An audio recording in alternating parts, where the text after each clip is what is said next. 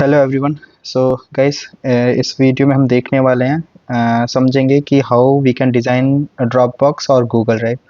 सो guys, ये video देखने के बाद आई एम श्योर कि आप कैसे डिज़ाइन प्रॉब्लम्स को अप्रोच करना है, कैसे इंटरव्यूअर को समझाना है, वो सारी चीज़ें आप समझोगे। और इसमें Google drive and drop box से रिलेटेड जो भी इंटरव्यूअर क्वेश्चन पूछता है, वो आप इजीली उसको एक्सप्लेन कर पाओगे। एंड इवन कुछ टॉपिक्स ऐसे हैं जो दूसरे सिस्टम डिज़ाइन के इंटरव्यू में आपको यूज़ होने वाले हैं। तो मैं आपको स्टेप बाय स्टेप बताऊंगा कैसे इंटरव्यूअर को एक्सप्लेन करना है ये सारी चीज़ें, एंड सारी डिटेल्स कवर करेंगे। नोट्स भी हैं आपके लिए, नोट्स वगैरह सब मैंने बना रखा है। सो फर्स्ट ऑफ ऑल देखते हैं, ये हम देखने वाले हैं Dropbox and Google drive का। ये दोनों सेम ही है, how we can design this high level design. So first of all हमें ये जानना ज़रूरी है कि ड्रॉप बॉक्स और गूगल ड्राइव होता ही क्या है। So it's a cloud based file storage service that allows users to store and share files. It provides a secure and reliable way to store and access files from anywhere on any device. So guys हम हमारे पे एक ये cloud based storage device storage service है, जहाँ पे हम किसी फाइल को डाउनलोड अपलोड कर सकते हैं, and then multiple person same time पे एडिट कर सकते हैं दूसरे दूसरे लोकेशन पे।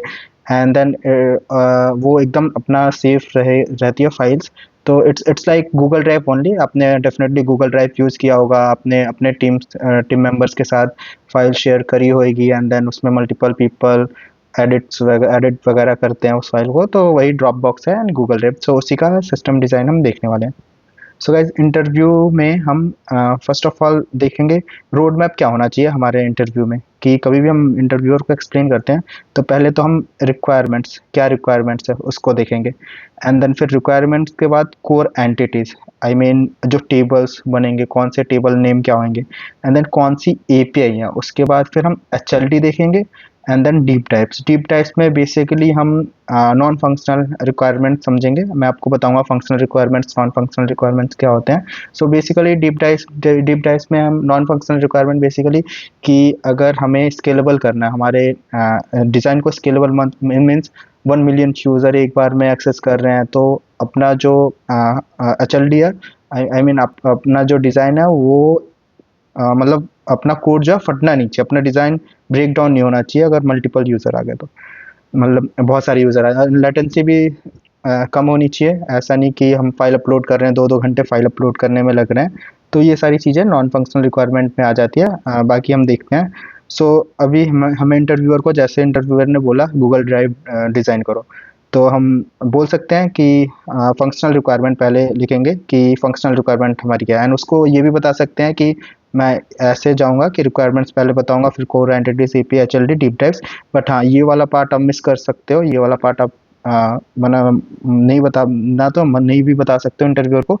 बट हाँ, मेक श्योर कि ये फंक्शनल रिक्वायरमेंट्स बताओ। एंड हाँ, ये वाला पार्ट भले ही इंटरव्यूअर को मत बताओ कि ऐसे मेरा रोड मैप होगा, बट हाँ, स्टार्ट कर दो कि हाँ फंक्शनल रिक्वायरमेंट्स। पहले उनको बोलो कि मैं फंक्शनल रिक्वायरमेंट्स मेरी ये होगी कि user should be able to upload a file, user file upload कर सके, and then download a file, जो क्लाइंट है वो फाइल डाउनलोड भी कर सके, and then user should be able to share file with others user and view the file shared with them. जो user है वो दूसरों से फाइल शेयर कर सके, ये भी एक फंक्शनल रिक्वायरमेंट है। And automatically sync file across devices. So suppose मैं एक हूँ और मैं एक फाइल को चेंज कर रहा हूँ, तो जो दूसरा यूज़र है उसके पास वो ऑटोमेटिकली सिंक हो जानी चाहिए फाइल उसके डिवाइस में।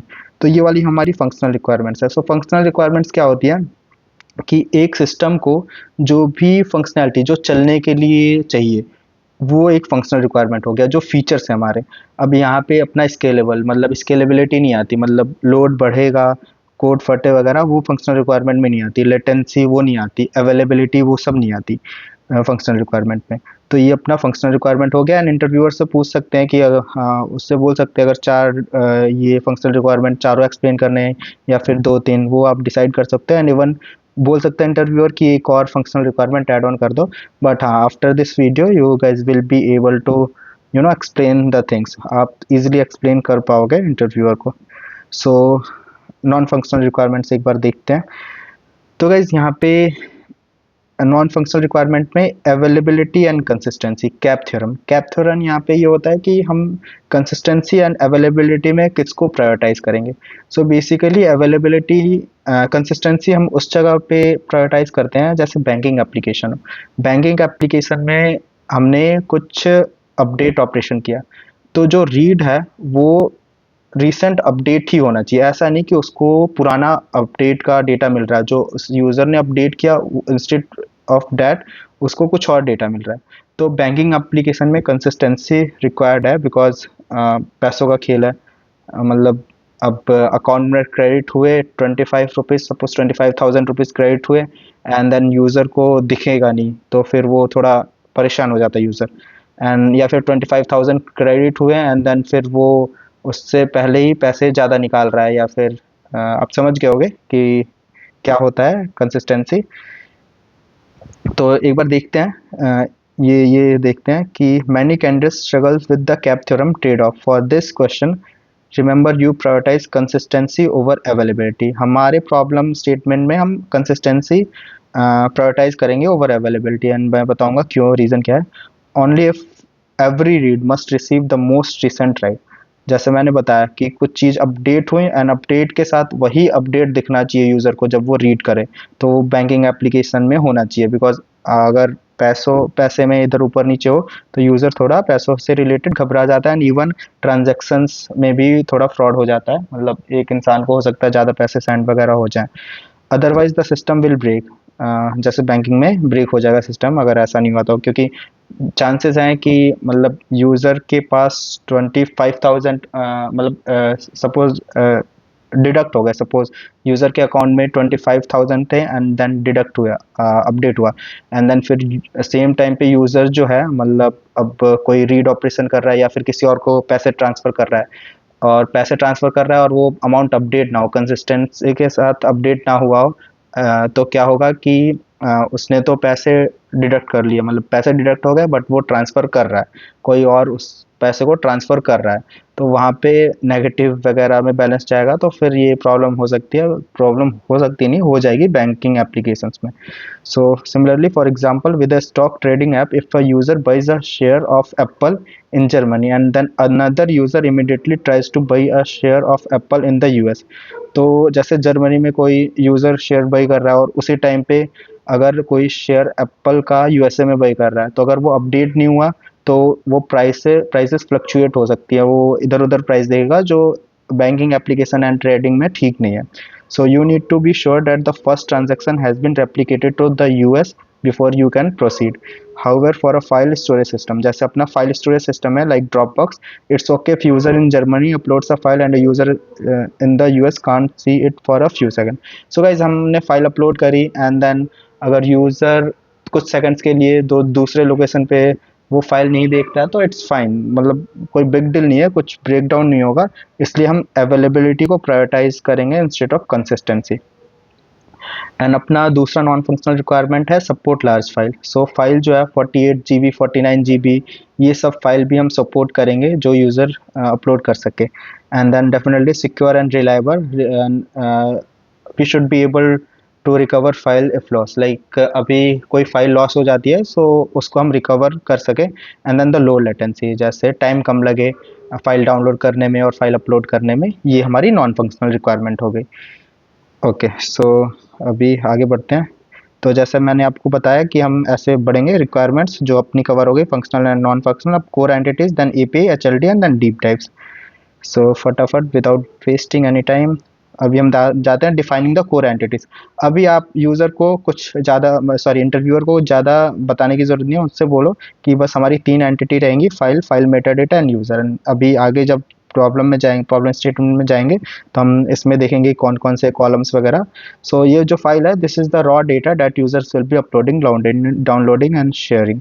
सो ये जो रॉ डेटा है, जो एग्जैक्टली फाइल वगैरह है, वो हम फाइल टेबल में स्टोर करेंगे। एंड देन मेटा डेटा में जैसे size of the file, name of the file and mime type, मतलब वो पीडीएफ है, इमेज है, वो सारी चीज़ें हम फाइल मेटा डेटा में। And then the user of our system, जो यूज़र होगा वो यूज़र की इन्फो यूज़र टेबल में। सो अपना 2 चीज़ें हमने कवर कर लिया, हमने रिक्वायरमेंट कवर कर दिया, कोर एंटिटीज। अब एपीआई पे चलते हैं। तो गाइस हमारी एपीआई होगी अपलोडिंग अ फाइल अपलोड करने की, पोस्ट एपीआई होगी स्लैश फाइल्स एंड रिक्वेस्ट में हम फाइल देंगे, जो भी फाइल है, and then file Meta data जिसमें साइज नेम एंड जो भी फाइल की अदर डिटेल्स है वो आ जाएंगी। तो ये एक अपलोडिंग अ फाइल की एपीआई है। And to download a file और end point will be get slash files file ID देंगे, एंड देन ये क्या करेगी, फाइल और फाइल मेटा डेटा को रिटर्न कर देगी। एंड गाइस अभी मैं ये बता रहा हूँ, एंड देन जब हम डिज़ाइन करेंगे तो पॉसिबिलिटी है ये एपीआई जो है कुछ चेंज वगैरह हो तो वो आपको समझ आ जाएगी उसी टाइम पे। हाँ, so be aware that your APIs में चेंज और evolve as you progress. Okay, ये हम इंटरव्यूअर को भी बोल सकते हैं कि अभी के लिए मैं ये ले रहा हूँ, एंड देन बाद में अगर कुछ आता है वैसा तो चेंज करेंगे हम। Okay, so to share a file and point will be, अगर हम फाइल को शेयर कर रहे हैं किसी के साथ तो वो होगी post slash files file ID and then share, and request में आएगा यूजर, किन यूजर के साथ हम फाइल शेयर कर रहे हैं, the user to share the file with. And lastly we need a way for client to query for changes to file on the remote server. This way we know which files need to be synced to the local device. So guys यहाँ पे हमें एक मतलब पता लगाना है कि हम कैसे क्लाइंट को क्वेरी कर सकें चेंजेस के लिए, मतलब जो remote server in sense like जो एक्चुअल डेटाबेस है वहाँ पे अगर कुछ फाइल चेंजेस हो रही है तो फिर हम पता लगा सकें कि हाँ। सो गाइज इसमें हमारा ये है कि अगर हमारी जो फाइल है जैसे रिमोट सर्वर जो डेटाबेस है जहाँ पे मेन फाइल है तो हमें एक वे होना चाहिए कि उसको क्वेरी कर सकें हम, एंड जो अपना लोकल डेटा जैसे हम कुछ एडिट वगैरह करते हैं फाइल्स में तो अपना लोकल हो जाता है, जैसे डिवाइस ड्राइव में जाके वो लोकल, तो ताकि वो लोकल पे भी हम अपडेट कर सके। सो कोई यूज़र सपोज करो जर्मनी में है एंड देन वो कुछ चेंजेस करता है एंड देन वो रिमोट सर्वर पे अपने चेंजेस पुश कर देता है। तो अगर मैं यहाँ पे इंडिया में बैठ के कुछ लोकल चेंजेस करता हूँ, सो उसके लिए मेरे को एक एपीआई होनी चाहिए कि जो अगर कोई किसी और बंदे ने उस फाइल को अपडेट किया है तो मैं सिंक कर सकूँ। तो उसके लिए get files file ID changes and it will return the file Meta data. So इससे हमें पता चल जाएगा कि कौन सी फाइल को सिंक करना है टू द लोकल डिवाइस के साथ किस फाइल को सिंक करना है। Okay, so with each of these request the user info will be passed in the headers. So ये जितनी भी रिक्वेस्ट है ना इनके साथ जो यूजर की इन्फो होगी ना, यहाँ पे देख रहे होगे आप यूजर की इन्फो पास नहीं कर रहे, वो हेडर्स में पास होंगे because of the authentication and authorization reason, either we are session और डेट टोकन, मतलब हेडर्स में टोकन या JWT टोकन में हमारी यूजर इन्फो हो सकती है तो उसमें पास करेंगे। And this is a common pattern for APIs and it is a good way to ensure that the user is authenticated and authorized to perform the action while preserving security. You should avoid passing user info in the request body as this can be easily manipulated by the client. So जैसा मैंने बोला कि user को हम request body में इसलिए पास नहीं कर सकते हैं क्योंकि जो यूज़र है वो मैनिपुलेट कर सकता है उस यूज़र को एंड देन फिर गलत फाइल जो है मतलब वो अपने सिस्टम को ब्रेक कर सकता है, इसलिए हम यूज़र की इन्फो दूसरे यूज़र के रिलेटेड भी डेटा वगैरह फैच कर सकता है, इसलिए हम यूज़र इन्फो हम JWT टोकन या फिर सेशन के थ्रू सेंड करेंगे। तो गाइस हमारी जो एपीआईज है जो भी 4 एपीआईज है वो हमने देख लिया। तो अपना functional requirement, entities and then API ये तीनों कवर होगी। अब एचएलडी पे आ जाते हैं। तो हमारा फर्स्ट फंक्शनल रिक्वायरमेंट क्या था, user should be able to upload a file from any device, किसी भी डिवाइस से हमारा जो यूज़र है वो फाइल अपलोड करना चाहिए। तो गाइज अभी ये अपना मैं ये सारी चीज़ समझाऊंगा बट अभी आप देख लो कि हमने एक ये अपलोडर बना दिया है, ये अपलोडर है बेसिकली, ये अपलोडर इसको क्लाइंट भी कह सकते हैं एंड देन ये एक बीच में एपीआई गेटवे है एंड एपीआई गेटवे ये लोड बैलेंसर राउटिंग ऑथेंटिकेशन ये एपीआई गेटवे है, load balancer routing authentication rate limiting. So basically ये सारी चीज़ें एपीआई गेटवे परफॉर्म करेगा। जैसे सपोज ये लोड बैलेंसर यहाँ पे हॉरिजॉन्टल स्केलिंग कर रखा है, मीन्स फाइल सर्विस के 4 सर्वर रन हो रहे हैं, 4 पॉड्स रन हो रहे हैं, तो लोड बैलेंसर है कौन से सर्विस को रिडायरेक्ट करेगा वो डिसाइड करेगा कंसिस्टेंट हैशिंग के थ्रू, जो भी है जो भी हम लोड बैलेंसर यूज़ करेंगे। एंड देन द राउटिंग, किस सर्विस को राउट करना, बिकॉज अभी यहाँ पे एक और सर्विस आएगी और भी सर्विसेज आएंगी, तो किस सर्विस को राउट करना है वो एपीआई गेटवे में होगा, मतलब एपीआई गेटवे में ये सारी चीज़ होगी, load balancer routing authentication and the rate limiting. So rate limiting guys ऐसा नहीं होना चाहिए कि एक यूज़र डीडोस अटैक कर दे, मतलब एक यूज़र मिलियंस टाइम रिक्वेस्ट कर दे अपने फाइल को, तो वहाँ पे हमें रेट लिमिटिंग कुछ डिफाइन करनी पड़ेगी, एल्स अपना सिस्टम ब्रेक हो सकता है। कोई कोई भी थर्ड पार्टी, कोई भी बंदा हमारे सिस्टम को ब्रेक कर सकता है अगर हम रेट लिमिटिंग नहीं लगाते तो अभी हमारा ये था प्रॉब्लम स्टेटमेंट फर्स्ट थी कि user should be able to upload a file. तो यहाँ पे अपलोडर हुआ, एपीआई गेटवे आ गया, फाइल सर्विस आ गई, एंड देन हम ना फाइल्स वगैरह ना मोस्टली S3 में स्टोर करते हैं। फाइल सर S3 में स्टोर करते हैं, तो फिर हमने एक S3 डेटाबेस ले लिया जो एक्चुअल फाइल स्टोर करेगी। एंड देन फिर जो फाइल मेटा डेटा है, जो फाइल मेटा डेटा टेबल है, इसमें अपना फाइल आईडी आ जाएगा। एंड देन जो मेटा डेटा है, जैसे नेम हो गया, साइज हो गया, mime type. Basically mime type कुछ नहीं है, जैसे ये फाइल पीडीएफ है या इमेज है, and uploaded by, and then जो S3 में हमने अपलोड किया ना, तो S3 का URL link to file in S3, जो S3 में फाइल अपलोड किया उसका लिंक जो है वो भी हम फाइल मेटा डेटा में स्टोर कर देंगे। तो अपना फर्स्ट रिक्वायरमेंट फुलफिल हो गया, फंक्शनल रिक्वायरमेंट, कि अपलोडर इसने फाइल अपलोड करी, फाइल सर्विस पे गई, फाइल सर्विस ने S3 पे अपलोड कर दिया, एंड देन फिर उसका S3 यूआरएल मिला, and then file Meta data में file ID, name, and then size, mime type, uploaded by, and then S3 URL जो भी मिला वो यहाँ पे स्टोर होगी। तो ये अपना हो गया फर्स्ट रिक्वायरमेंट। तो आप देखोगे Dropbox like system needs to store file contents and file Meta data. File Meta data में अपनी ID, name, size, type, uploaded by can go in database जो मैंने बताया। And DynamoDB works well since metadata is loosely structure mostly required by user। And यहाँ पे हम जो DynamoDB ले सकते हैं, अब ये डिबेट मैं नहीं करूँगा कि why SQL और SQL एंड नो SQL, हम कोई भी ले सकते हैं, SQL भी ले सकते हैं, इसमें कोई वो नहीं है, बट यहाँ पे मैं नो SQL के साथ जा रहा हूँ। अगर इंटरव्यूअर पूछे why SQL no SQL, so you can say like कोई हार्ड रूल नहीं है, हम एसक्यूएल भी ले सकते हैं डायनेमोडीबी की जगह, कुछ उतना इफेक्ट नहीं आएगा। So PostgreSQL and other SQL DBs would also work fine, choice isn't critical, जैसे मैंने बोला। तो गाइज ये स्कीमा है, ID 123, name, size, mime type and uploaded by user. तो ये अपना स्कीमा बनेगा। सो ये एक गुड सॉल्यूशन है फाइल अपलोड करने के लिए। तो मैंने अभी जो भी बताया कि approach, better approach is to store the file in a blob storage, मतलब ब्लॉब स्टोरेज में हम फाइल को स्टोर करेंगे S3 पे, service like Amazon S3। So Amazon S3 blob storage के लिए, और गूगल क्लाउड स्टोरेज भी है, गूगल क्लाउड स्टोरेज भी जो है अपना S3 मतलब S3 जैसा ही है, वहाँ पे भी हम अपने ब्लॉब स्टोरेज कर सकते हैं।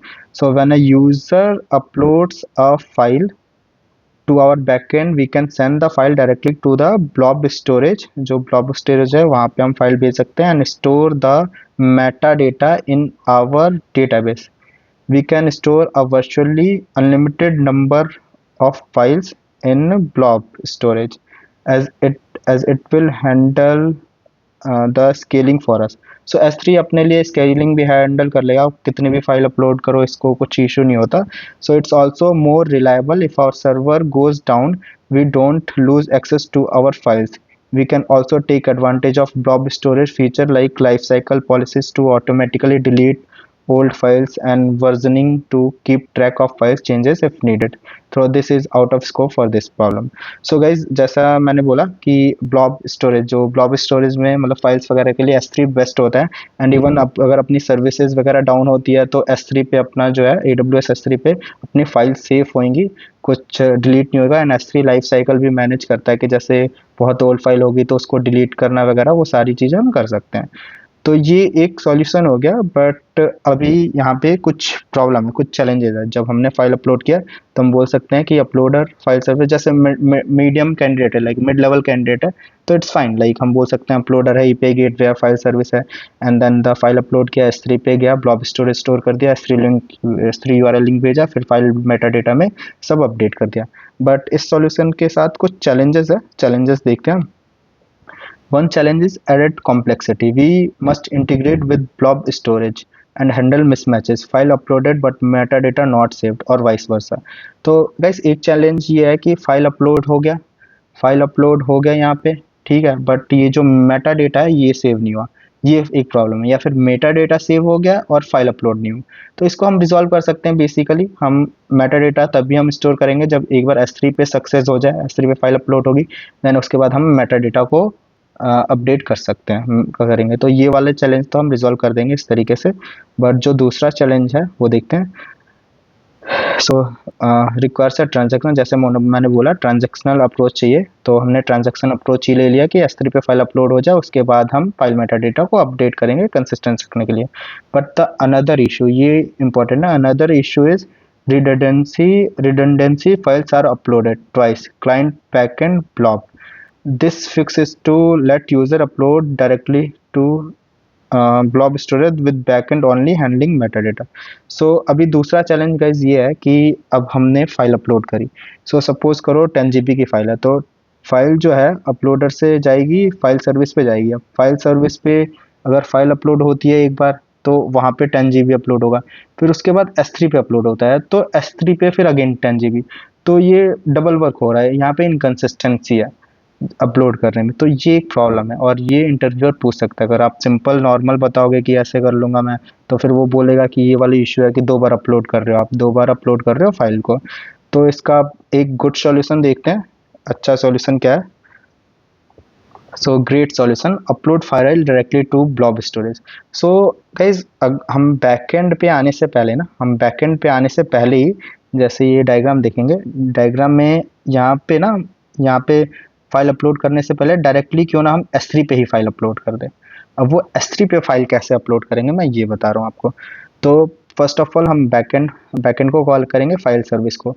अब ये जो है ना फाइल सर्विस एक S3 को कॉल करेगा। अब S3 को कॉल करेगा एंड देन ये एक प्री साइन URL फेच करेगा एंड देन फिर वो pre sign URL basically security के लिए है, बिकॉज अगर कोई भी बंदा यहाँ पे S3 पे फाइल अपलोड कर दे तो वो भी ठीक नहीं है। तो एक कॉल गई यहाँ पे फाइल सर्विस पे एंड देन एक प्री साइन URL हमने लिया, फिर दोबारा वापस आया S3 से लिया हमने एंड प्री साइन URL लेने के बाद upload file directly S3 via pre sign URL। So pre sign URL के साथ हम डायरेक्टली S3 पे फाइल अपलोड कर देते हैं। So stores the actual file and then उसके बाद गाइज एक और इशू है कि अब हमने ये जो फाइल जो है अपलोड कर दिया, अब ये टाइम ले रही है फाइल, तो फिर अब ये मेटा डेटा कैसे अपलोड करें। तो उसके लिए होगा क्या, S3 नोटिफिकेशन यूज़ करेंगे। So S3 notification on completed upload, एक बार अपलोड हो गया तो S3 ना ये फाइल मेटा डेटा को अपडेट करेगा and then file Meta data पे हम बाकी सारी चीज़ें डिटेल्स जो है वो अपडेट कर देंगे। तो एक बार पढ़ते हैं इसको। So great solution, upload file directly to blob storage. Approach क्या है, the best solution is to let the client upload files directly to blob storage instead of going through the backend, जो मैंने बोला। This is faster and cheaper, we use pre sign URL। Pre sign URL जैसे मैंने बोला which give the client temporary permission, और जो pre sign URL है ना वो टेम्पररी परमिशन देगी डायरेक्टली क्लाइंट को S3 पे फाइल अपलोड करने के लिए, to upload a file to a specific location in blob storage. ऐसा नहीं कि वो इंडेफिनेटली जो प्री साइन URL अवेलेबल होगा, like with pre sign URL ऐसा नहीं है कि वो 10 घंटे बाद भी फाइल को अपलोड कर सके, ऐसा नहीं होगा। तो एक लिमिटेड टाइम के लिए होगा। तो फ्लो कैसा होगा, client request a pre sign URL from the backend, जैसे मैंने बोला, which ask blob storage like S3। तो प्री साइन URL लेंगे हम S3 से। उसके बाद the backend saves the file Meta data in the database which with status equal to uploading.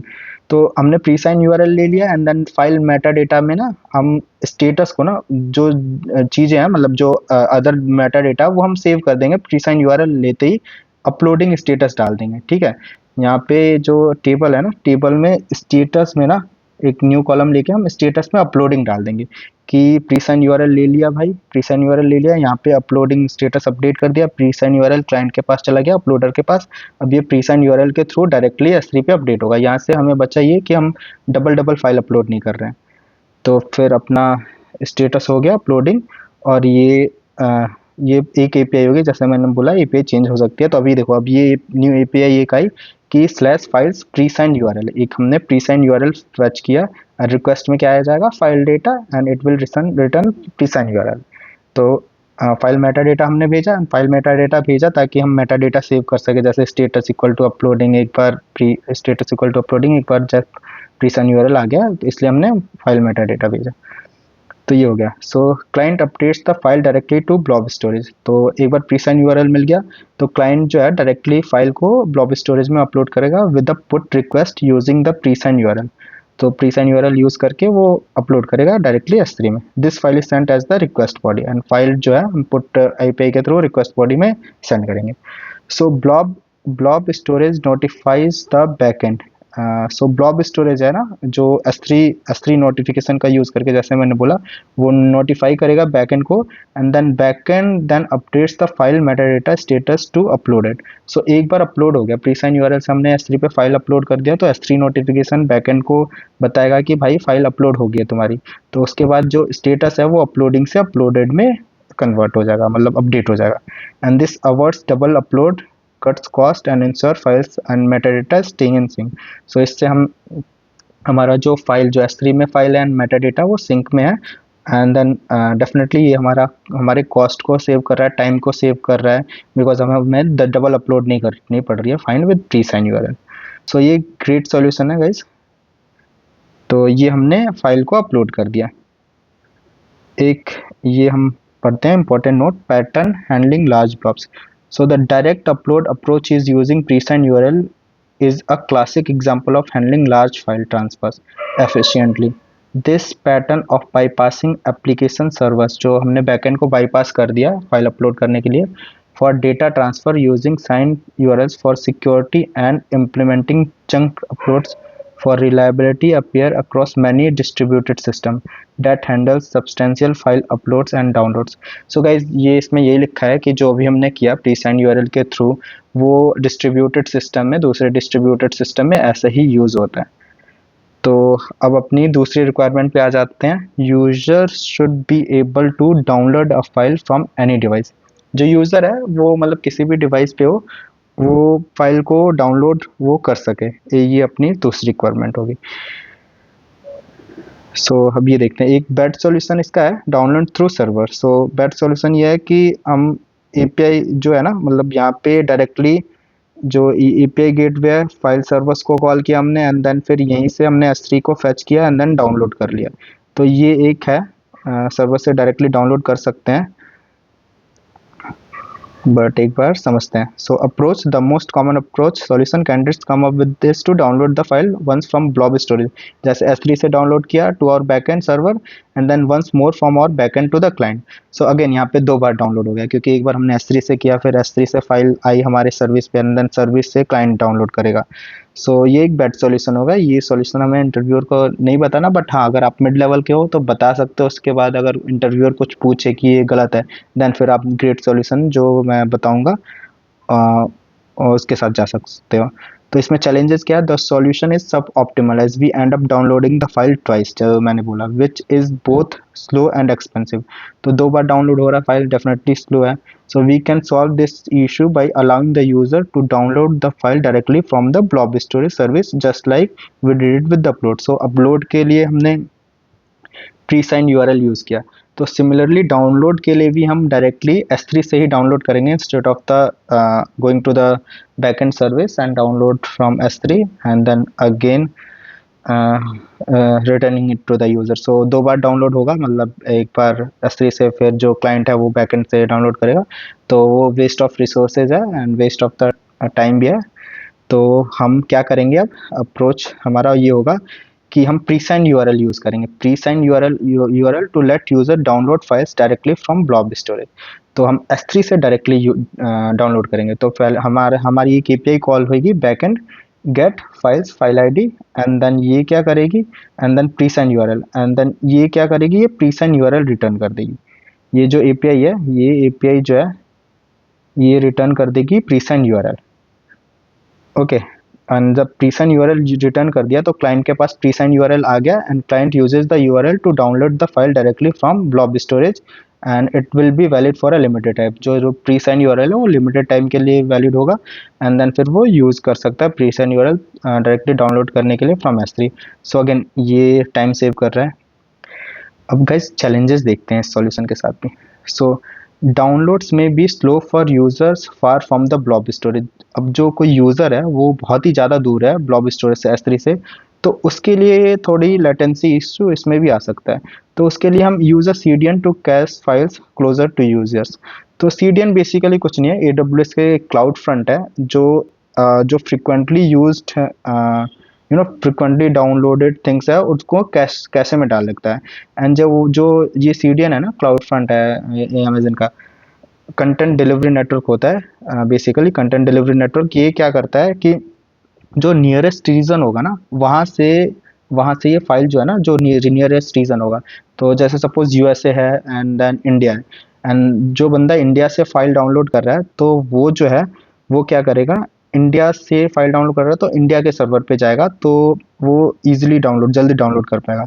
But हाँ, ये जो डायग्राम है, ये अभी डायग्राम देखते हैं। बट हाँ, ये देख लिया हमने कि अपलोड किया फाइल, अपलोड के लिए यहाँ पे हमने एपीआई कॉल करी, गेट प्रीसाइंड यूआरएल आ गया, upload file directly to S3 विया प्रीसाइंड यूआरएल, प्रीसाइंड यूआरएल से हमने डायरेक्ट स्टोर कर दिया। एंड डाउनलोड में क्या होगा, डाउनलोड में ये होगा कि अगेन हमने इसको कॉल किया एंड देन अगेन हम प्रीसाइंड यूआरएल गेट करेंगे, एंड देन फिर डाउनलोडर भी जो है वो फिर प्रीसाइंड यूआरएल के साथ डायरेक्ट जो है ये जो है वो कॉल कर देगा S3 को कॉल करके डाउनलोड कर लेगा, डाउनलोड विया प्रीसाइंड यूआरएल डायरेक्टली फ्रॉम S3। तो ये मैं थोड़ा जूम करता हूँ, डाउनलोड विया प्रीसाइंड यूआरएल डायरेक्टली फ्रॉम S3। तो गाइज ये हो गया अपना वर्किंग। एंड देन अब सीडीएन वाला approach, so use a CDN to cache files globally and serve them from the nearest server, जो मैंने बताया इंडिया एंड यूएसए वाला example. So reducing latency and improving download speed compares to backend और blob storage. For security, generate time-limited pre-signed URLs like S3 that allows users to download from file-specific CDN location. So guys, ये CDN वाले की उतनी need भी नहीं है, but हाँ, अगर कोई इंटरव्यूअर पूछे तो आप CDN का भी नाम ले सकते हो। ये जो है ना, ये अभी यहाँ तक है, यहाँ तक भी ठीक है, बट स्टिल मैंने ये जो डायग्राम में आप देखोगे सेम डायग्राम है, बट ये बीच में जो है ये बस ये CDN ऐड कर दिया। तो कैसे फ्रिक्वेंटली एक्सेस फाइल, जो फ्रिक्वेंटली एक्सेस फाइल है वो कैसे हो जाएगा सीडीएन में, एंड देन फिर ये डाउनलोडर डाउनलोड कर लेगा। ओके, और इसमें भी एक चैलेंज है कि जो सीडीएन है वो थोड़ा कॉस्टली होता है, इसलिए मैं अवॉइड कर रहा था कि कंटेंट डिलीवरी नेटवर्क ना हो। तो ये सीडीएन कॉस्टली होता है। So cache files strategically use, cache control headers to set cache duration, and cache invalidation to remove files when updated. So एक ये भी चैलेंज है कि फाइल अपडेट हो गई एंड देन सीडीएन में ओल्ड फाइल पड़ी हुई है, तो उसके लिए एक इनवैलिडेशन भी होना चाहिए, इनवैलिडेशन लॉजिक भी लिखना पड़ेगा हमें कि फाइल डिलीट हो रही है तो वो कैसे से भी डिलीट हो जाए। सो ये सब चैलेंजेस है, बट ये बहुत ही ज़्यादा, मतलब अगर डेफिनेटली अगर कंपनी बहुत बड़ी है तो they can go for the CDN, but mid level company है तो डिज़ाइन वही है, तो फिर हम वहाँ पे सीडीएन की जगह हम सीडीएन यूज़ नहीं करेंगे, हम ज़्यादा रिसोर्सेज और पैसे खर्च नहीं करेंगे for development and then costing. So this ensures only frequently access files are cache reducing waste. अगर इनवैलिडेट करेंगे तो डेफिनेटली जो ये जो कैशे होगा और ये जो S3 होगा वो अप टू कैशे और S3 अप टू डेट रहेगा, एक दूसरे से सिंक में रहेगा। सो अपनी तीसरी HLD थी, मतलब तीसरी API जो थी, user should be able to share a file with other users. So user जो है वो दूसरों के साथ फाइल शेयर कर सकें, ये अपनी तीसरी फंक्शनल रिक्वायरमेंट थी। So allow users to share files by entering another users email. तो शेयर करते हैं, देन ईमेल लिखते हैं सिमिलर टू गूगल ड्राइव, तो हम उस फाइल को यूजर्स के साथ शेयर कर सकते हैं। Assume all users are already authenticated, हम एज्यूम कर रहे हैं कि यूजर्स जो है ना ऑलरेडी ऑथेंटिकेटेड है। सो हम क्या करेंगे, जो अपना मेटा डेटा था, फाइल मेटा डेटा में एक शेयर लिस्ट ऐड कर देंगे। शेयर लिस्ट में आ जाएगा कि कौन कौन, जैसे अपलोडेड बाई, ये अपलोडेड बाई यूज़र 1 ने अपलोडेड किया, और ये शेयर किसके साथ है, यूज़र टू यूज़र 3 के साथ। तो एक ऐसा हम कर सकते हैं। So add a list of users who have access to the file directly to the file Meta data. When a user, मतलब फाइल मेटा डेटा में हम शेयर लिस्ट ऐड करेंगे, ये when a user shares a file we can add the user to the list. When a user downloads a file we can check if they are in the list. This is simple and effective way. सो हम share list में डालेंगे and then फिर जब download करेंगे तो देखेंगे कि user जो है वो शेयर लिस्ट में है या नहीं है, एंड है तो उसको एक्सेस दे देंगे डाउनलोड का। बट यहाँ पे चैलेंजेस है guys. फैचिंग a user on files is easy, मतलब जो यूजर का खुद का फाइल्स है वो ईजी है, हम अपलोडेड बाई यूज कर लेंगे। But listing files shared with them is slow. But जो शेयरिंग है वो थोड़ा स्लो हो जाएगा, since we would need to scan every file share list. हमें जितनी भी फाइल है, क्योंकि अब एक फाइल तो होगी नहीं, मल्टीपल फाइल्स होगी। सो मल्टीपल फाइल्स का अब एक किसी यूज़र के लिए कि वो कौन कौन से फाइल को एक्सेस कर सकता है, तो मल्टीपल फाइल्स के शेयर लिस्ट को एक्सेस करना पड़ेगा, हमें देखना पड़ेगा, एंड देन फिर चेक करना पड़ेगा वो यूज़र अवेलेबल है या नहीं है, एंड देन यूज़र अवेलेबल है तो उसके साथ शेयर करो, डाउनलोड का एक्सेस वगैरह दो। तो वो थोड़ी कॉम्प्लिकेशंस है, तो वो एक चैलेंज है यहाँ पे।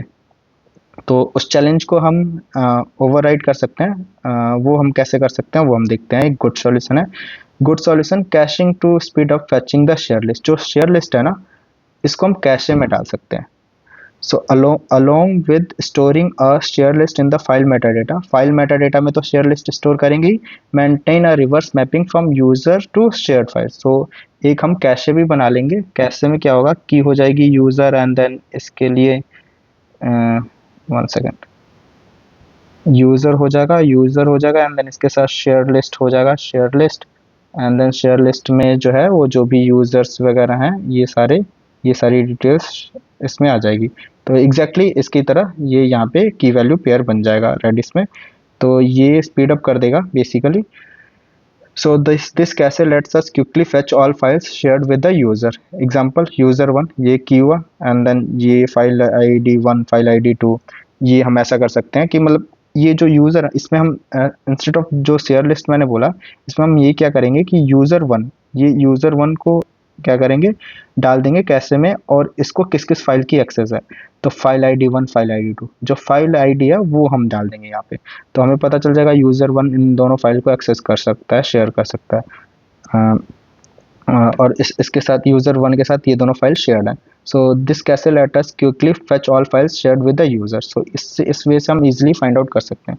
बट यहाँ पे भी एक चैलेंज है, we need to keep the shared files list in sync. जो शेयर्ड फाइल्स की लिस्ट है, जो जैसे ये है शेयर्ड फाइल्स की लिस्ट है, मतलब शेयर लिस्ट है और देन शेयर्ड फाइल्स है, उनको सिंक में रखना पड़ेगा विद द शेयर लिस्ट। जो जो भी फाइल शेयर हुई हैं और शेयर लिस्ट में जो है, जो भी डेटा, जो भी यूज़र है, उनको जो है सिंक में रखना पड़ेगा रेडिस के साथ। So we need to keep the shared files list in sync with the shared list in the file Meta data. जो फाइल मेटा डेटा है उसमें भी हमें जो है मतलब ये सिंक में रखना पड़ेगा। The best way to overcome this would be to just keep this user to a file list mapping in the same database and the update both the share list and shared file list in transaction।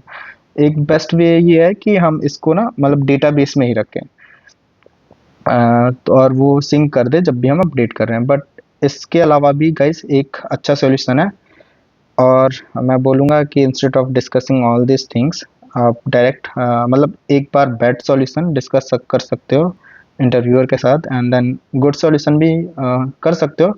But I will recommend, अगर मतलब mid level या senior level तो good solution ठीक है, but या if you are staff engineer then great solution के साथ जा सकते हैं। हम क्या करेंगे, सेपरेट टेबल ही क्रिएट कर देंगे फॉर शेयर्स। सो हम होगा ये कि अपना एक न्यू टेबल आ जाएगा, न्यू टेबल में यूज़र 1 है, सारी जो भी यूज़र है उसके लिए फाइल ID 1 ये एक्सेस कर सकता है। फिर सब अगेन यूज़र 1 जो है फाइल ID 2 एक्सेस कर सकता है, एंड देन फिर यूज़र 2 फाइल ID 3। तो एक नॉर्मलाइज्ड फॉर्म में कर दिया तो ये ईजी है। So create a shared files table mapping, जो shared files table mapping, and then user ID file ID जो है यूज़र की जो भी ID है, एंड देन फाइल ID है, इस यूज़र को क्या क्या देखने का एक्सेस है। सपोज हमने यूज़र 1 है, यूज़र 1 शेयर करना चाहता है फाइल ID 3 यूज़र 2 के साथ, तो क्या होगा कि एक एंट्री आ जाएगी। सपोज करो यूज़र 2 है, अब यूज़र 2 है ना फाइल ID 3 यूज़र 4 के साथ शेयर करना चाहता है, तो यहाँ पे एक यूज़र 4 आ जाएगा, एंड देन फाइल ID 3 आ जाएगी। तो ये इस वे में हम मतलब इजीली नॉर्मलाइज्ड वे में कर सकते हैं, एंड देन शेयर कर सकते हैं easily. So create a shared files table mapping user ID file ID on the file share insert a row. जब भी फाइल शेयर होगी, जैसे मैंने बोला फाइल शेयर हुई, यूज़र 2 ने फाइल शेयर किया यूज़र 4 के साथ फाइल ID 3, तो फिर एक एंट्री क्रिएट हो जाएगी to list share files query by user ID, and user ID के बेस पे क्वेरी चला दो ताकि हमें फाइल्स मिल जाएंगी कौन से फाइल्स का एक्सेस है। And this removes the need for share list in the file metadata and avoid sync issues भी चले जाते हैं, एंड देन फिर ये अननेसेसरी जो शेयर लिस्ट वगैरह हमने बनाया इसकी भी नीड नहीं होगी। तो ये एक ग्रेट सॉल्यूशन है एंड आई फील इसके साथ ही आप लोग को जाना चाहिए। अब इसमें भी एक चैलेंज है, द स्मॉल चैलेंज है, ऐसा नहीं है कि ये बहुत बिग चैलेंज है, बट अगर इंटरव्यूअर पूछे कि इसमें कुछ चैलेंज दिखता है तो हम कह सकते हैं this approach is less efficient than a key value. जो रेडिस वाला है वो बेसिकली थोड़ा फास्ट था, बट वहाँ पे सिंक करना थोड़ा डिफिकल्ट था since it requires N index queries. But यहाँ पे इंडेक्सिंग वगैरह हम लगा सकते हैं, क्वेरी फास्ट हो सकती है, बट अगेन रेडिस से स्लो होगा, तो ये एक चैलेंज है। बट हाँ, फिर हम यहाँ पे ट्रेड ऑफ कर रहे हैं, जैसे सिंक का ट्रेड ऑफ कर रहे हैं, हम थोड़ा लेटेंसी को कॉम्प्रोमाइज़ करके ट्रेड ऑफ कर रहे हैं कि सिंक में होना चाहिए। तो यहाँ पे जो ज़्यादा इंपॉर्टेंट है which can be worth the trade off. अब जो अपनी फोर्थ फंक्शनल रिक्वायरमेंट थी, users can automatically sync files across device. So ये थोड़ा ध्यान से आपको देखना पड़ेगा, या रीड आउट भी कर सकते हो, बट हाँ I will try to explain. So यहाँ पे ये है कि जो यूजर्स एक होता है लोकल, जैसे लोकली कोई फाइल चेंज कर रहा है अपने सिस्टम पे चेंज कर रहा है, तो फिर और एक रिमोट सर्वर होता है जो S3 हो गया, जहाँ पे एक्चुअली फाइल अपनी है, तो उसके साथ सिंक होना चाहिए। एंड देन अगर मैं एक यूज़र हूँ एंड देन मैं अपने एक फाइल में चेंज कर रहा हूँ एंड देन दूसरे यूज़र को उस फाइल का एक्सेस है एंड वो फाइल देख रहा है, तो उसको जो हमारे चेंजेस है वो दिखने चाहिए, मतलब पैरेलली दिखने चाहिए, या फिर वो विद फ्यू सेकंड डिले उसको चेंजेस दिखने चाहिए। तो उसको हम कैसे अचीव करें वो देखने वाले हैं। So we need to make sure that files are automatically synced across different devices at a high level. This works by keeping a copy of particular file on each client device locally, जैसे हम file को locally रखेंगे, and also in remote storage either cloud. As such there are two direction we need to sync in. So guys, जैसे ये local जो हो गया, client के पास वो फाइल रहेगी उसके लोकल डिवाइस में, एंड देन रिमोटली जो डेटाबेस है वहाँ पे रहेगी। अगेन फिर ये रिमोट जो है मतलब देखो, यहाँ पे अपडेट होगा तो यहाँ पे अपडेट होना चाहिए, अब यहाँ पे अपडेट होगा तो यहाँ पे अपडेट हो जाना चाहिए। अब ये लोकल क्या है, लोकल जो है क्लाइंट का एक लोकल डेटा है, लोकल स्टोरेज है, एंड देन रिमोट जो है अपना S3 फाइल में डेटा वो है। सो अब ये लोकल और रिमोट वाला देखते हैं। So when a user updates a file on their local machine, अगर कोई लोकल मशीन पे फाइल अपलोड कर रहा है, we need to sync this changes with the remote server. Remote server मतलब अपना S3 है, फाइल मेटा डेटा है, उसके साथ सिंक करना। We consider remote server to be source of truth, and definitely remote server जो S3 है वो अपना सोर्स ऑफ ट्रूथ है file Meta data. So it's important that we get it consistent as soon as possible so that the other local device can know when there are changes they should pull in. So अगर locally कोई changes कर रहा है तो वो जो remote server है, जो S3 है, फाइल मेटा डेटा है, वहाँ पे अपडेट होना बहुत इंपॉर्टेंट है ताकि जो दूसरे लोग हैं उनको लेटेस्ट चेंजेस दिख सके। So to do this we need a client side sync agent. तो अब इसको कर कैसे सकते हैं? So monitors the local Dropbox folder for changes using OS specific file system event. So एक ये फाइल सिस्टम वॉचर होता है विंडोज़ में, and FS events on Mac OS, ये दोनों चीज़ें होती हैं जो मॉनिटर करती हैं, लोकल ड्रॉपबॉक्स फोल्डर्स हैं वो सारी चीज़ें मॉनिटर करती हैं। सो अब ये देखती हैं when it detects a change, कोई चेंज दिखता है तो it queues the modified file for upload locally. तो ये क्यू कर देती हैं जो भी मॉडिफाइड फाइल है कि लोकली जो लोकल स्टोरेज है उसमें चला जाए। ये ब्राउज़र का लोकल स्टोरेज हो सकता है। So it then uses our upload API। उसके बाद होता ये है कि अपलोड API जो अपनी है वो कॉल होती है and send the changes to the server along with the update metadata. तो जो भी अपडेटेड मेटा डेटा के साथ है उसके साथ अपना जो फाइल है वो S3 पे, and then file Meta data जो है अपलोड हो जाता है जैसे ही कोई लोकली चेंज होता है। सो यहाँ पे conflicts are resolve using a last write wins. तो सपोज दो यूज़र कर रहे हैं सेम टाइम पे, तो जो लास्ट राइट होगा, जिसने लास्ट राइट किया होगा, उसका जो डेटा है वही रिमोट सर्वर पे सेव होगा। So meaning two user edit the same file, the most recent edit will be the once that saved, जो मैंने बोला। सो वर्जनिंग, यहाँ पे वर्जनिंग जो है आउट ऑफ स्कोप है। अब देखो, अब रिमोट पे कोई चेंज कर रहा है, रिमोट मीन्स S3 मतलब जो फाइल वहाँ पे है ना, क्या कहते हैं, अपना S3 पे, वहाँ की फाइल को कोई चेंज कर रहा है, मतलब other direction. So for other direction each client needs to know when changes happen.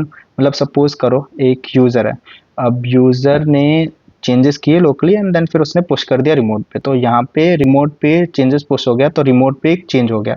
तो जो दूसरा यूज़र है उसके जो लोकल में है उसको पता चलना चाहिए कि भाई हाँ कुछ चेंज रिमोट सर्वर पे पुश हुआ, मतलब जो फाइल है वो रिमोट पे, मतलब जो प्रॉपर डेटाबेस है S3 जो है, स्टोरेज है S3 storage and file Meta data, वहाँ पे चेंज हुआ है। तो लोकल को अपडेट आ जाना चाहिए with the latest changes.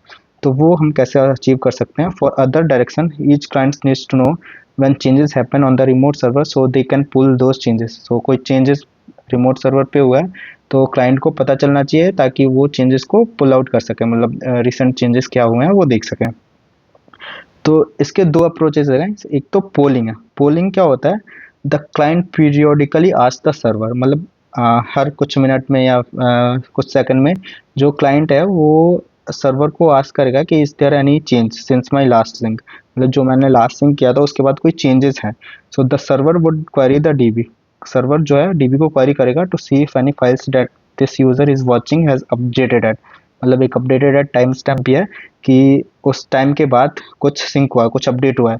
So that is newer than the last time they synced. So this is simple but can be slow direct changes and wastage bandwidth if nothing has change. तो अब यहाँ पे polling में एक problem है। Polling है तो बहुत सिंपल कि डेटाबेस पे जा रहा है, देख रहा है कि लास्ट टाइम जब सिंक हुआ था उसके बाद कोई अपडेटेड एट कॉलम, उसके बाद अपडेट हुआ, इट मीन्स वो जो फाइल है वो चेंज हुई है। तो वो कंटिन्यूसली चेक करेगा, बट अगर सपोज करो 1 घंटे तक इतनी सारी कॉस्ट चलेगी और बट कुछ अपडेट ही नहीं हुआ, तो फिर वो अननेसेसरी जो है नेटवर्क कॉस्ट आ रही है एंड देन ये सिस्टम को स्लो कर देगा। एंड अपनी दूसरी चीज़ है वेब सॉकेट और एसएससी। सो वेब सॉकेट क्या होता है कि एक कंटिन्यूस कनेक्शन बन जाता है। Server maintains an open connection, मतलब एक ओपन कनेक्शन बन जाता है and then with each client and process notification when changes occur. So एक ओपन कनेक्शन बन गया, जो रिमोट है मतलब वो ना वो पुश करता है चेंजेस, अगर कुछ न्यू चेंजेस हो तो वो चेंजेस पुश करता है। सो this is more complex but provide real times update. So definitely एक ओपन कनेक्शन ये मान लो आप, जो हम चैटिंग करते हैं व्हाट्सएप वगैरह पे, तो वो एक ओपन कनेक्शन होता है, वो वेब सॉकेट के थ्रू होता है कम्युनिकेट। सो तो बट ये थोड़ा इम्प्लीमेंट करना है, एक कॉम्प्लेक्स है, बट हाँ एक ये एक है, यूज़र जो है हमेशा अपडेटेड चीज़ें ही देखेगा। So for Dropbox we can use a hybrid approach. Dropbox के लिए हम हाइब्रिड, और गूगल ड्राइव के लिए एक हाइब्रिड अप्रोच यूज़ कर सकते हैं। Fresh files that have been recently edited within the last few hours. For this we maintain a web socket connection to ensure near real time sync. So जो कुछ घंटे पहले हैं उसके लिए हम वेब सॉकेट को हम कनेक्शन को यूज़ कर सकते हैं। And still files that have not been modified in a while, जो फाइल कुछ मतलब बहुत देर से अपडेट नहीं है। For this we can fall back to periodic polling since immediate updates are less critical. तो यहाँ पे हम पीरियोडिक पॉलिंग लाइक कुछ एक टाइम के बाद पोलिंग कर सकते हैं, इंस्टेड ऑफ एवरी मिनट और every seconds, every few second हम एक कुछ टाइम के बाद पोलिंग कर सकते हैं जो फाइल बहुत ही ज़्यादा फ्रिक्वेंटली अपडेट नहीं हो रही। बट हाँ जो फाइल फ्रिक्वेंटली अपडेट हो रही है उसके लिए डेफिनेटली हम वेब सॉकेट कनेक्शन बना सकते हैं ताकि कंटिन्यूसली अपडेट्स जो है पुश होते रहें। तो ये एक दो वेज है, दोनों वेज को हम यूज़ कर सकते हैं। And this hybrid approach gives us the best of both worlds, real time updates web socket से जैसे रियल टाइम अपडेट्स मिल गया for active files while conserving resources for inactive ones. And जो इनएक्टिव हैं, मतलब जो फ्रिक्वेंटली अपडेट नहीं हो रहा है, उनके लिए वेब सॉकेट कनेक्शन बनाने का कोई फ़ायदा नहीं। उनके लिए हम कह सकते हैं कि 1 घंटे में जो है फाइल अपडेट हुए हैं तो पोलिंग कर सकते हैं, मतलब एपीआई कॉल कर सकते हैं if there is any change. अब गाइज ये डायग्राम देखते हैं। ये हमने एचएलडी कंप्लीट कर दिया। अब अपना HLD high level design complete हो गया। तो ये अपलोडर है, watch for changes and upload to remote. ये क्या होगा, ये देखेगा रिमोट पे कोई चेंजेस हुए हैं, कोई चेंजेस हो गए हैं तो यहाँ पे अपडेट कर देगा। एंड या फिर कोई ये चेंजेस कर रहा है तो वो रिमोट पे अपलोड करेगा अपना। डाउनलोडेड है, poll for changes in remote and sync. तो डाउनलोडर मतलब डाउनलोड करने के लिए, अपलोडर फाइल अपलोड करने के लिए। वही है अपना अपलोड फाइल डायरेक्टली टू, मतलब अपलोड किया फाइल, यहाँ से file service pre sign URL आया, फिर प्री साइन यूआरएल रिटर्न हुआ, देन प्री साइन यूआरएल के थ्रू हमने S3 पे फाइल अपलोड कर दी। एंड जो डाउनलोडर है उसने अगेन यही फ्लो चलेगा, प्री साइन यूआरएल यहाँ पे फेच करेगा एंड प्री साइन यूआरएल के बाद फिर ये सीडीएन में होगा कि सीडीएन में है या नहीं है। अगर सीडीएन में नहीं है तो क्या करेगा, दोबारा S3 को कॉल करेगा एंड जो है 3 जो है सीडीएन में वो डालेगा एंड देन फिर वो यूज़ कर लेंगे हम, मतलब प्री साइन यूआरएल के थ्रू फाइल डाउनलोड कर देंगे एंड ये मेटा डेटा है एंड देन जो मेटा डेटा टेबल है ये S3 है। तो ये अपना HLD कंप्लीट हो गया यहाँ पे, ये प्रॉपर एक तरीके से हमारा HLD हो गया। अब यहाँ पे हम देखेंगे कि सपोज फाइल साइज ज़्यादा हो, मतलब नॉन फंक्शनल रिक्वायरमेंट्स को हम देखेंगे जो डीप डाइव्स है। तो डीप डाइव्स में हम नॉन फंक्शनल रिक्वायरमेंट अचीव करते हैं। तो ये अपना हो गया। सो यहाँ पे देखोगे uploader watch for changes and upload to remote, तो वो मैंने जो 4th स्टेप बताया सिंक करने के लिए, and downloader poll for changes and remote and sync, तो वेब सॉकेट वगैरह जो भी मैंने बताया वो है। तो एक बार ये आप डायग्राम बना सकते हो या फिर स्क्रीनशॉट ले सकते हो, जो भी है। Let me know if diagram आप, मैं जूम कर देता हूँ एक बार ताकि आप लोग देख सको। ये है एंड देन फिर ये ओके। सो अब एक बार फ्लो देख लेते हैं completely जो HLD हमने किया। Uploader, this is the client that uploads the file, it could be a web browser, a mobile app और a desktop app. It is also responsible for proactively identifying local changes and pushing the update to remote storage, जो मैं already आपको discuss कर चुका हूँ। फिर downloader, this is the client that downloads the file, of course this can be the same client as the uploader. ये downloader जो है अपलोडर भी हो सकता है, अपलोडर डाउनलोडर भी हो सकता है, बट ये मैंने थोड़ा अंडरस्टैंडिंग के लिए अलग अलग कर दिया। सो गाइज ये वही है जो भी मैंने एक्सप्लेन किया, उसको नोट डाउन कर रखा है यहाँ पे, तो आप एक बार गो थ्रू कर सकते हो, ये रीड आउट कर सकते हो। मैं टाइम वेस्ट नहीं करूँगा एंड देन आगे बढ़ूँगा। क्लियरली एक्सप्लेन है जो भी मैंने एक्सप्लेन किया, ये यहाँ पे डेफिनेशन में क्लियर नहीं। तो पोटेंशियल डीप डाइव्स के साथ जाते हैं, नॉन फंक्शनल जो भी रिक्वायरमेंट है। So how can you support large file? अब हम लार्ज फाइल कैसे सपोर्ट करेंगे? सपोज 48 GB की फाइल आ गई, तो अब 48 GB की फाइल जो है, यूज़र एक्सपीरियंस एक तो जो की डिज़ाइन होती है कि यूज़र एक्सपीरियंस अच्छा होना चाहिए।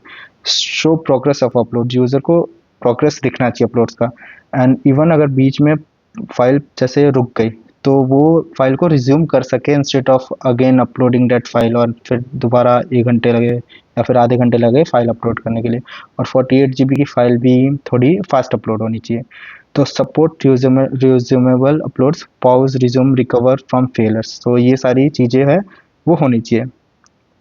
सो अब यहाँ पे गाइज 48 GB के लिए ना, 50 GB फाइल के लिए अगर हम सोच रहे हैं कि एक प्री साइन यूआरएल ले लेंगे फाइल सर्विस से एंड देन कॉल करेंगे S3 को, प्री साइन यूआरएल आ गया एंड देन फिर डायरेक्टली हम क्या करेंगे, हम डायरेक्टली अपलोड करेंगे S3 को, तो यहाँ पे ना 50 GB के लिए ना अपना सिस्टम वर्क करेगा नहीं। एंड क्यों नहीं वर्क करेगा वो मैं आपको बताता हूँ। So why single post won't work, time out. So guys जो अपना API गेटवे हो गया या फिर S3 भी हो गया या फिर ब्राउज़र ही हो गया, उनका ना टाइम आउट होता है। एंड कुछ टाइम आउट के बाद आप 50 GB टाइम तो लेगी। सपोज करो एक हमारा इंटरनेट स्पीड 100 Mbps पर सेकेंड है, तो मैंने कैलकुलेट कर रखा है पहले ही, तो अराउंड 1.1 आवर लगेगा। अगर 100 Mbps पर सेकेंड स्पीड है तो 50 GB फाइल अपलोड करने के लिए 1.1 आवर्स लगेगा। सो ये exceed server browser time out, तो जो सर्वर ब्राउज़र का टाइम होता है उससे ज़्यादा हो गया, तो ये एक प्रॉब्लम है, ये फाइल अपलोड नहीं कर पाएंगे हम। तो और फिर दूसरी चीज़, browser and servers can cap request size easy and GNX less than 2 GB। API gateway का तो जो टाइम आउट होता है, मतलब जो और हाँ, मतलब जो ब्राउज़र एंड सर्वर जो है ना, वो मतलब कुछ चीज़ है ना सपोर्ट भी 50 GB फाइल सपोर्ट भी नहीं कर सकती। जैसे API गेटवे 10 MB से ज़्यादा डेटा सपोर्ट नहीं करेगा एंड सिमिलरली ये लेस देन 2 GB सपोर्ट करता है। और दूसरा चैलेंज है, अगर 50 GB हम फाइल अपलोड कर रहे हैं तो एनी ड्रॉप रिस्टार्ट्स होल अपलोड, तो मतलब कुछ भी नेट स्लो हुआ या फिर कुछ भी ब्रेक डाउन हुआ तो फिर वो जो है ना फाइल स्टार्टिंग से अपलोड होने लग जाएगी। तो मतलब स्टार्टिंग से अपलोड होने लग जाएगी और फिर बहुत ही ज़्यादा टाइम कंज्यूमिंग हो जाएगा 50 GB के लिए। So no visibility, user can't see the progress, user progress भी सी नहीं कर रहा। तो इसका सॉल्यूशन क्या है, जो ये टाइम आउट्स है एंड देन द 10 MB जो भी है, इतनी ज़्यादा फाइल कुछ API गेटवे वगैरह सपोर्ट नहीं कर सकता एंड ब्राउज़र का टाइम आउट हो जाता है, तो और हमें 1.1 आवर्स लगेगा एंड 50 GB अपलोड करनी है एंड 100 MPS स्पीड है। तो इसका बहुत एक अच्छा सॉल्यूशन है एंड इम्पॉर्टेंट है ये, बेसिकली ये दूसरी जगह भी आप लोग यूज़ कर सकते हो। सो सॉल्यूशन है चंक्ड अपलोड्स। हम फाइल को क्या करेंगे, जो 50 GB की फाइल है उसको ना जो क्लाइंट है वो ना स्प्लिट कर देगा 5 to 10 MB चंक्स। तो चंक्स में स्प्लिट हो जाएगा, सर्वर नहीं, ये क्लाइंट ही करेगा। क्लाइंट जो है वो चंक में फाइल को ब्रेक डाउन कर देगा। और फिर क्या होगा कि हर एक चंक का ना प्रोग्रेस जो है वो चेक करेगा।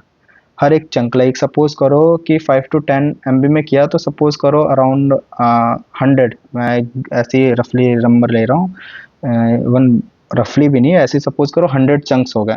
100 चंक्स अपलोड करने हैं हमें, तो एक फाइल के लिए 100 चंक्स अपलोड करने हैं। तो अपन लोग क्या करेंगे, एक ना हम चंक्स का ना एरे बनाएंगे वो फाइल मेटा डेटा में। चंक्स का एरे बनाया हमने, एंड देन स्टेटस, जो मेन स्टेटस है वो अपलोडिंग। और जो चंक है ना, चंक में आईडी, चंक आईडी जो भी है, चंक 1 और स्टेटस, लाइक ये अपलोडेड हो गया। एंड दूसरा चंक अपलोडिंग हो रहा है, क्योंकि हम चंक को पैरेलली अपलोड करवा सकते हैं। जैसे 100 चंक है तो पैरेलली हम S3 को कॉल करके अपलोड करवा सकते हैं। एंड चंक 3 है स्टेटस नॉट अपलोडेड। सपोज करो हमने हमारे पे मल्टीपल चंक है, अब चंक 3 जो है ना अपलोड नहीं हुआ, तब इसके लिए आप एक चीज़ देखोगे, अब यहाँ पे हमें ना रीट्राई बस 5 से 10 MB के लिए ही करना पड़ेगा चंक 3 के लिए। ये नहीं कि हमने सारे चंक को हम दोबारा अपलोड करें, मतलब हम पूरे फाइल को दोबारा अपलोड नहीं कर रहे, बस ये 5 to 10 MB हम अपलोड कर रहे हैं। तो ये एक बहुत बेनिफिट है चंकिंग का। सो client splits file into 5 to 10 MB chunks, not server tracks each chunk for progress indicator। यहाँ पे चंक्स का ट्रैक भी हो सकता है स्टेटस के साथ। Upload state store in file Meta data table. File Meta data में जो स्टेटस है वो भी अपलोड होता जाएगा। और resuming upload only missing chunks. Resume वही होगा जो चंक अपलोड नहीं हुआ, वो मिसिंग, वो अपलोड होगा। Keeping chunk in sync, good solution क्या है, अप्रोच है। The most obvious approach is to use the client to orchestrate chunk status. The flow would look like the client takes the file, client ने files लिया, chunk it. So guys, एक इसका दो solution है again. तो होगा ये क्या, कि जो चंक है ना वो क्लाइंट ले रहा है, एंड देन सॉरी, जो फाइल है ना वो क्लाइंट ले रहा है, and sir the client takes the file, chunk it and upload the chunk directly to S3। S3 responds to each chunk, sorry, मतलब एक बार ये दोबारा देखते हैं। The most obvious approach is to use the client to orchestrate chunk status। So the flow would look like the client takes the file, client ने file लिया, chunks it and uploads the chunk directly to S3। S3 is responded to each chunk upload with a success message।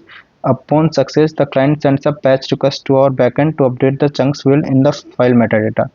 तो ये flow हो गया कि जो client है, जैसे मैंने पहले भी बोला, थोड़ा कंफ्यूज हो गया था मैं भी, जो क्लाइंट है वही जो है वो चंक में डिवाइड करेगा, एंड देन डायरेक्टली जो है ना S3 पे अपलोड करेगा।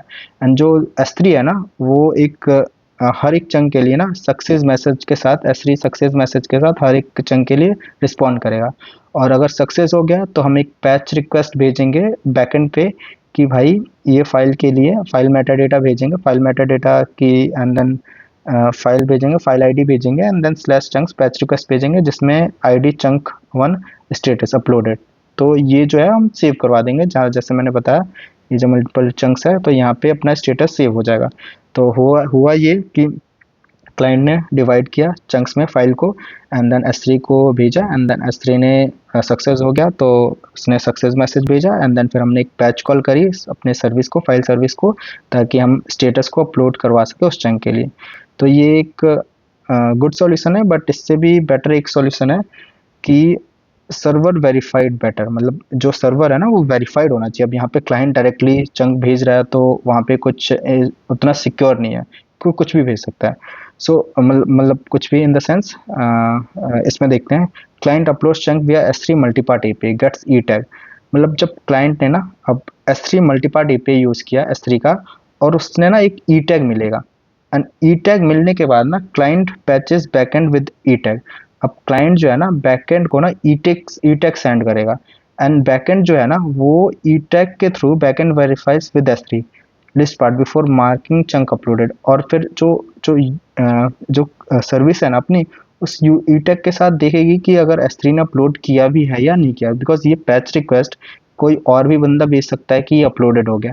एंड देन फिर ये जो है ना डेटा इनकन्सिस्टेंसी आ जाएगी कि यहाँ पे भाई ये फाइल जो है ये फाइल अपलोड हुई नहीं है S3 में, बट इसने अपलोडेड भेज दिया। तो फिर होगा क्या कि डायरेक्ट हम मेटा डेटा अपलोड करवा देंगे तो प्रॉब्लम है। तो इंस्टेड ऑफ दैट होगा ये कि जैसे ही क्लाइंट अपलोड करेगा चंक विया S3 मल्टीपार्ट API, एक ई टैग मिलेगा क्लाइंट के पास, और जो क्लाइंट है वो पैच रिक्वेस्ट में ना ई टैग भेजेगा, और जो अपना सॉरी जो सर्विस ये क्लाइंट भेजेगा एंड जो अपनी बैकएंड सर्विस है ना वो ई टैग के थ्रू उस चंक को वेरीफाइड करेगी कि ये चंक अपलोड हुआ भी है या नहीं हुआ। और फिर अगर एक बार हुआ है तो फिर उसके बाद जो है वो अपलोडेड जो है एज ए मतलब जो चंक है वो अपलोडेड माना जाएगा। एंड इसमें इसके थ्रू हम balance UI shows fast progress client updates backend integrity trust but verify. So E tag के साथ हम एक ट्रस्ट भी मतलब एक सिक्योरिटी भी ऐड ऑन कर रहे हैं, ताकि जो है ना डेटा अनसिंक ना हो और फिर कोई भी बंदा चंक को अपलोड ना कर सके फाइल मेटा डेटा में। सो ये हो गया। And then file chunk identification, use fingerprint SHA-256 for unique IDs not file names, compute fingerprint for whole file ID plus each chunk, enables resumeable upload। so guys जो हम file को chunk कर रहे हैं ना, तो instead of giving the file name ना हम एक इनक्रिप्टेड यूनिक आईडी भेजेंगे, बिकॉज वो एक रिस्की होगा। तो हम एक फिंगरप्रिंट भेजेंगे SHA-256 से इनक्रिप्ट करवा देंगे, कोई यूनिक आईडी होगा एंड देन फिर वो भेजेंगे। एंड जो हम फिंगरप्रिंट को कंप्यूट करेंगे for whole file ID plus each chunk. ठीक है, तो ये भी एक लेवल की सिक्योरिटी है। Enables resumable uploads and duplicate deduction, आपको ये समझ नहीं आएगा बट अभी मैं फ्लो डिस्कस करूंगा तो आपको समझ आएगा। तो फ्लो क्या है, the client will chunk the file into 5 to 10 MB pieces and calculate a fingerprint for each chunk. मतलब फिंगरप्रिंट कैलकुलेट होगा, फिंगरप्रिंट कैसे कैलकुलेट होगा, file ID plus each chunk ID. इसका जो है हम SHA ये इंक्रिप्शन यूज करके हम इसका एक फिंगरप्रिंट क्रिएट करेंगे हर एक चंक का, and then for each chunk and it will also calculate a fingerprint for the entire file के लिए भी एक फिंगरप्रिंट कैलकुलेट होगा, this becomes the file ID and वही जो है वो फाइल आईडी होगा। उसके बाद the client will send a get request to fetch file metadata for the file within the given file ID जो फिंगरप्रिंट होगा in order to save it already exist, in which case we can resume the upload.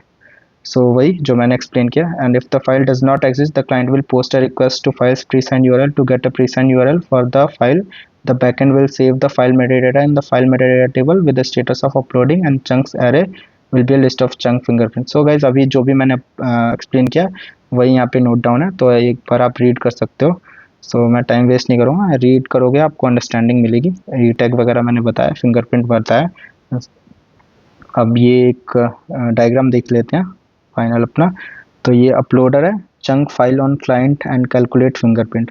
तो ये uploader क्या करेगा, chunk करेगा पहले, तो जो भी होल फाइल को है उसको चंक में कन्वर्ट करेगा एंड एक फिंगरप्रिंट भी कैलकुलेट करेगा एंड देन उसके साथ upload file directly to S3 विया प्रीसेंड वाल। तो फिर उसके बाद ये जो अगर अपलोड होना है तो ये फाइल सर्विस डेफिनेटली कॉल होगी एंड देन यहाँ पे हम प्रीसाइन URL मिलेगा एंड देन फिर अगेन रिटर्न होगा एंड देन अपलोड कर दिया हमने विद प्रीसाइन URL। एंड डाउनलोडर का वही है, जो भी डाउनलोड करना है CDN से। तो अभी तक ये वही फ्लो डायग्राम है, बट यहाँ पे बस चंकिंग ऐड हो गया कि हम चंक में वो करेंगे। तो हर एक चंक के लिए अब एक प्रीसाइन URL जनरेट होगा एंड देन वो प्रीसाइन URL के थ्रू हम इस S3 को अपलोड करेंगे फाइल को। बस ये एक न्यू चेंज है पिछले वाले डायग्राम से। तो ये हमारा हो गया 50 GB लार्जर फाइल है, वो कैसे हैंडल कर सकते हैं। तो गैस इस चंकिंग से हमें कुछ बेनिफिट्स मिलते हैं और वो क्या है वो मैं बताता हूँ। How can we make uploads downloads and syncing as fast as possible. जो अपलोड लेटेंसी है, जैसे अपलोड्स और डाउनलोड्स हम फास्ट कैसे कर सकते हैं। तो अगेन गाइज जो हमने चंकिंग किया, चंकिंग से डेफिनेटली जो फाइल है अपनी फास्ट हो जाएगी। सो अभी देखते हैं। और देन डेफिनेट जो हमने CDN यूज़ किया, CDN यूज़ किया तो ये कैसे एक तरह से कैसे फ्रिक्वेंटली एक्सेस फाइल, सो इससे ऑलरेडी हमारा सिस्टम फास्ट है। So speed optimization upload download sync. So download use CDN to cache files closer to user reducing latency. So download हमारा CDN के थ्रू अपना वैसे ही लेटेंसी रिड्यूस होगी। And upload chunking speeds up upload by sending multiple chunks in parallel. तो ये जो हमने चंक किया है, तो चंक करने के बाद हम ऐसा नहीं है कि सीक्वेंसली हर एक चंक को हम सेंड करेंगे, एक पैरेलली हम मल्टीपल चंक्स को सेंड कर सकते हैं। तो इससे हमारा बहुत लॉट ऑफ टाइम जो हमारा सेव होगा। And adaptive chunk size optimize for network condition, ये भी एक हेल्पफुल है। And same approach help syncing, only reupload changes chunks instead of the whole file. So ये अपने बेनिफिट्स हैं, मतलब लेटेंसी ऐसे हमने डिक्रीज किया है। एंड एक दूसरा भी तरीका है लेटेंसी को इम्प्रूव करने के लिए, कंप्रेशन। हम क्या करेंगे, फाइल को कंप्रेस कर देंगे, reduce bytes transfer, faster upload and download. तो कंप्रेस कर देंगे, सपोज हमने 5 GB की फाइल 1 GB कर दी तो अपलोड जो है वो जल्दी हो जाएगा। सो हाई रेशियो फाइल्स है, जैसे 5 GB से 1 GB में हो गया, तो ये बेनिफिशियल है। इसके लिए हम कंप्रेशन यूज़ कर सकते हैं, बट इन चीज़ों के लिए जैसे PNG एंड वीडियोस के लिए ना, लो रेशियो फाइल के लिए, जैसे अब सपोज करो 5 GB है, कन्वर्ट होकर 4 GB हो गया, तो कंप्रेशन में टाइम हमारा कंज्यूम हुआ, तो उसके लिए ये बेटर नहीं है कंप्रेशन। बट जब हाई रेशियो है, 5 GB से 1 GB चला गया, तो इसके लिए हम कंप्रेशन यूज़ कर सकते हैं, एंड देन अपना लेटेंसी बेटर हो जाएगा। सो client logic should decide compression based on file type size and network speed. So client decide कर सकता है कंप्रेशन, जैसा मैंने बोला कि कंप्रेशन यूज़ करना है नहीं करना, तो आप ये एक्सप्लेन कर सकते हो। अगर हाई रेशियो है तो या लेट्स यूज़, अगर लो रेशियो है मतलब 5 GB से 4 GB हो रहा है, 4.5 GB हो रहा है, तो वहाँ पे कंप्रेशन लॉजिक कुछ बेनिफिशियल नहीं है। And combined CDN plus parallel adaptive chunking plus selective compression equal to maximum speed for uploads, download and sync. Okay, how can you ensure file security? So guys, security in file storage system means making sure files are accessible only to authorized users and protected against leaks. So वही file जो है वो authorise users को ही देखने चाहिए। वही security हम कैसे इंश्योर करेंगे, एक तो अपना इंक्रिप्शन, जो HTTPS और TLS यूज़ कर सकते हैं, जब करते ही हैं, जब भी हम कॉल करते हैं तो we use HTTPS। So always use HTTPS, so data is encrypted between client and server. So HTTPS वही करता है, क्लाइंट एंड सर्वर के बीच में डेटा इनक्रिप्ट कर देता है। This prevents interception during upload and download. So ये कोई इंटरसेप्शन रोक देता है। And eight trust enable S3 का एक सर्वर साइड इंक्रिप्शन भी होता है, वो हम इनेबल कर देते हैं, तो जो भी हम फाइल अपलोड करते हैं ना, वो इनक्रिप्टेड फॉर्म में अपलोड होएगी विद अ यूनिक की, एंड उस यूनिक की के साथ ही हम जो है फाइल को डिक्रिप्ट कर सकते हैं। तो सपोज कोई थर्ड पर्सन उसको फाइल मिल भी गई ना, तो वो फाइल उसके लिए कोई यूज़फुल नहीं है, बिकॉज अगर उसके पास की नहीं है तो वो डिक्रिप्ट नहीं कर सकता, डेटा नहीं देख सकता। तो ये एक हम यूज़ कर सकते हैं। So even if someone gets the file, they can't decrypt it without the key. Access control, ACLs. So the shared files mapping act as the access control list. And हाँ, मतलब हमने साइन प्रिवेंटिंग अनऑथराइज्ड शेयरिंग, जैसे हमने fingerprint use किया, and जो हमने use sign URLs with short expiration, जो हमने देखा कि जो प्री साइन यूआरएल है उसका एक्सपायरेशन टाइम कम भी कर सकते हैं। generate the server generates a URL with path expiry and optional restriction, IP address is fine. So guys, ये वही है, मतलब अभी तक जो मैंने बताया ये इतना भी आप बता दोगे तो आप इंटरव्यू में डेफिनेटली, आई थिंक हमने एवरीथिंग ऑलमोस्ट सारी चीज़ें कवर कर ली हैं। एंड ये CDN इंटीग्रेशन है, sign URLs are natively supported by S3 plus CloudFront। S3 भी सपोर्ट करता है साइन यूआरएल को, एंड CloudFront भी, तो ये भी एक सिक्योरिटी है। This allows secure time limited file delivery at scale with low latency. So yeah guys, ये मतलब एंड है। यहाँ पे आपने देखा चंकिंग वगैरह, देखा कैसे लेटेंसी को डिक्रीज़ किया हमने, मतलब बेटर की CDN के थ्रू। चंकिंग एक बहुत इंपॉर्टेंट था, तो अगर आप ये सारी चीज़ें मतलब एक बार पढ़ के जाते हो तो ये तो इस प्रॉब्लम में डेफिनेटली आप इजीली सिस्टम डिज़ाइन कर सकते हो, मतलब ईजिली सिस्टम डिज़ाइन कर सकते हो गूगल ड्राइव का, एंड इवन दूसरी जगह भी जहाँ भी फाइल अपलोड वगैरह है, आप ये कुछ टॉपिक्स हो आपके यूज़फुल होंगे। तो इंटरव्यू में आप प्रिपेयर्ड होके जाना, एंड देन ऐसे जैसे मैंने बताया वैसे ही गो थ्रू करना, देन आई होप डेफिनेटली आप सेलेक्ट हो जाओगे। एंड ये जो क्वेश्चन है, I feel even the seniors से स्टाफ इंजीनियर्स भी, आई डोंट थिंक इससे आगे पूछ सकते हैं, बट हाँ किसी टॉपिक में इन डेप्थ में जा सकते हैं, but mid level and senior level के लिए उतना डीप में नहीं जाएंगे। आई थिंक ये मोर देन इनफ है जो भी मैंने एक्सप्लेन किया गूगल ड्राइव के लिए। So yeah, thank you guys, see you in next video.